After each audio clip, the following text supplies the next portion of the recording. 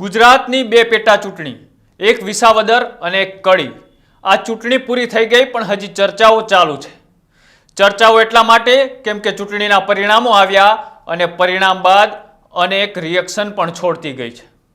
અચાનક શક્તિસિંહ ગોહિલનું કોંગ્રેસના પ્રદેશ પદેથી રાજીનામું આપવું અને રાજીનામા બાદ હવે આજે ફરીથી શક્તિસિંહ ગોહિલે એક નવો ખુલાસો પણ કર્યો છે. નમસ્કાર, આપ જોઈ રહ્યા છો ન્યૂઝરૂમ. આપની સાથે છું કૃણાલ આહિર.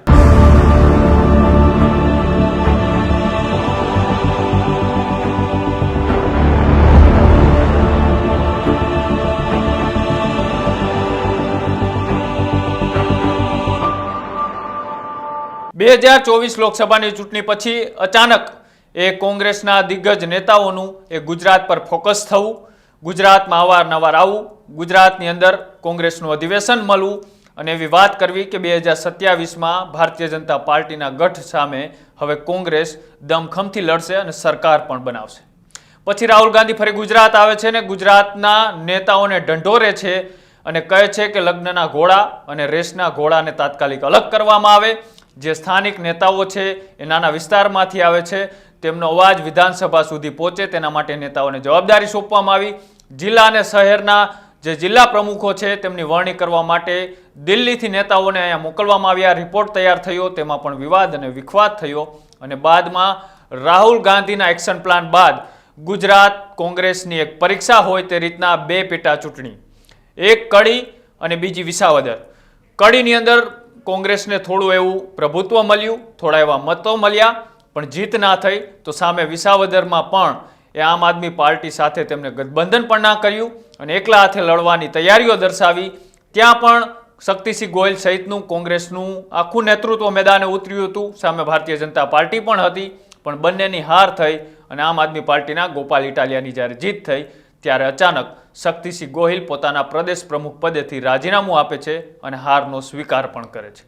આ હારના સ્વીકાર પછી અચાનક આજે શક્તિસિંહ ગોહિલ એક ભાવનગરના કાર્યક્રમની અંદર ઉપસ્થિત હતા અને ત્યારે તેમને પૂછવામાં આવી આ ઘટનાને લઈને, ત્યારે તેમને વિસ્તારથી વાત કરતા શું કહ્યું, આવો તે પણ સાંભળીએ. કાર્યકર તરીકે સંપૂર્ણપણે કાર્યવંત રહેવાનો છું. હું અંતરાત્માને અવાજને માનનારો માણસ છું. લોકસભાની ચૂંટણીઓ થઈ, છેલ્લા બે ચૂંટણીઓથી અમારી ઝીરો પરિસ્થિતિ રહેતી હતી. એના બદલે ગેનીબેન ઠાકોર ચૂંટાયા અને 5 થી 6 બેઠકો અમે ઓછા મતોથી હાર્યા. એ પરિણામ સારું આવ્યું, કામ કરતા હતા. પેટા ચૂંટણીઓ વચ્ચે નગરપાલિકા પંચાયતોની આવી, પરિણામ અમારા માટે ઉત્સાહજનક રહ્યા.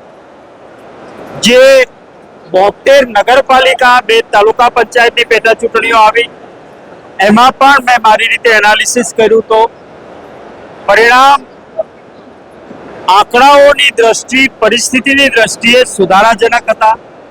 અનેક ભારતીય જનતા પક્ષના હાથગંડા છતાં સેંકડો કાર્યકર્તાઓ મક્કમતાથી ચૂંટણી લડ્યા હતા. પરંતુ આ છેલ્લી બે ચૂંટણીઓમાં મારી અપેક્ષા જે હતી એ પ્રમાણેના આંકડાઓ ના આવતા, અંતરાત્માનો અવાજ પરિણામ ના આપી શકીએ તો પદ પર ચોંટીને બેસી રહેવું એ યોગ્ય નથી. આવું લાગતા અંતરાત્માના અવાજને અનુસરીને મેં કોંગ્રેસ પ્રમુખના પદનો ત્યાગ કર્યો છે, રાજીનામું આપ્યું. પરંતુ એક કોંગ્રેસના કાર્યકર તરીકે સંપૂર્ણપણે હું લડતો રહેવાનો છું. અમારા હાઈકમાન્ડે ખૂબ મને છૂટો દોર આપીને કામ કરવાની પણ પૂરી છૂટ આપી હતી. સંગઠન સર્જન અભિયાનનો પાયલટ પ્રોજેક્ટ મારા કહેવાથી ગુજરાતને મળ્યો અને એમાં પણ ફાઇનલ નામો કરતા પહેલા મારા સાથે વારંવાર ચર્ચા કરવામાં આવી. આજે આ પરિસ્થિતિની અંદર કોંગ્રેસના આલાકમાન્ડના આભાર સાથે જે કોઈ નવી વ્યવસ્થા ઊભી થશે એમાં પૂર્ણ રીતે ગુજરાતના હિત માટે, રાષ્ટ્રના હિત માટે, કોંગ્રેસ પક્ષના સંગઠન અને કોંગ્રેસ પક્ષના કામ માટે સંપૂર્ણ મજબૂતીથી હું લડતો રહીશ.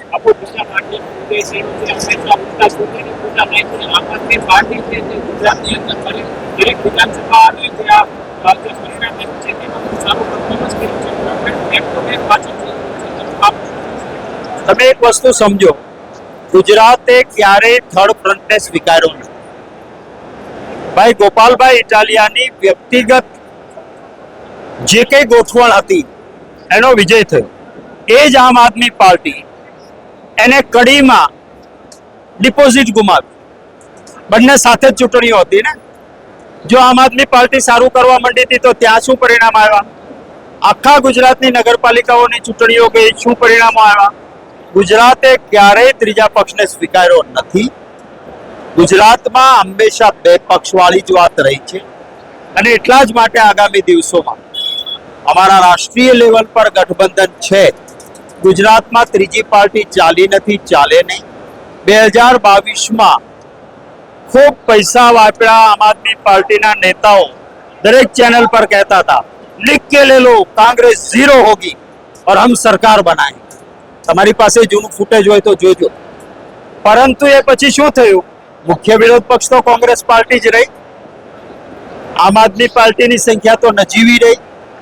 મુખ્ય વિરોધ પક્ષ તરીકે બેઠકો ગુજરાતની જનતાએ કોંગ્રેસને જ આપી.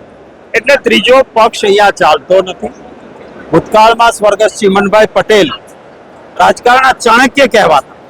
એમણે ત્રીજો ફ્રન્ટ બનાવ્યો. પછી કોંગ્રેસમાં આવ્યા અને એમણે જાહેર કર્યું કે ગુજરાતના લોકો સમજદાર છે, થર્ડ ફ્રન્ટ નહીં ચાલે. હું સમજી ચૂક્યો છું ને હું કોંગ્રેસમાં સામેલ થાઉં છું, કારણ કે એમાં જ ગુજરાતનું હિત છે. શંકરસિંહ વાઘેલાએ પ્રયત્ન કર્યો. પોતાની સરકાર હતી, દિલીપ પરીખ પોતાના મુખ્યમંત્રી હતા, માત્ર 4 ચૂંટાયેલા. અત્યારે પણ શંકરસિંહ જે ઉમેદવારો રાખ્યા, આપ જુઓ કેટલા મત મળ્યા એમને. એટલે ત્રીજી પાર્ટી ચાલતી જ નથી.